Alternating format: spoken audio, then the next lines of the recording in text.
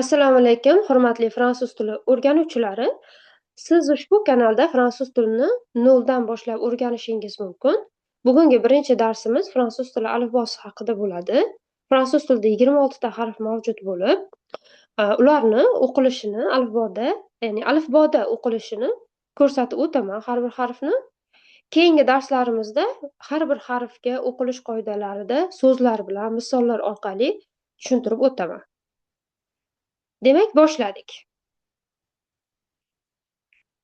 A, A, B, B, C, C, D, D, E, E, F, F, J, J, H, H, I,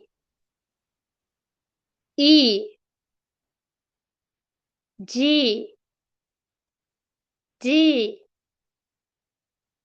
K, K, L, L, M, M,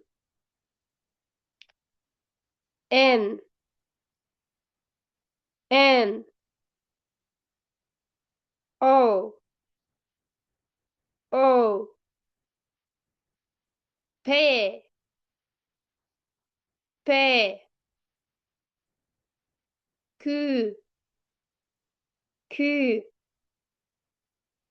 R, R,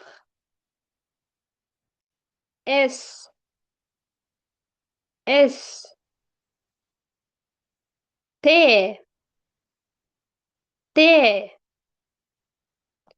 U, U, V, V, W, W, X, X, Y, Y, Z,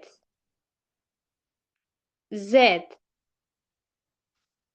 Barchaga rahmat tinglaganlaring uchun. Ushbu harflar lekin so'zlar tarkibida o'zgarishga uchrashi mumkin. Ushbu qoidalarni keyingi darslarimizda tushuntirib o'taman. Barchaga omad!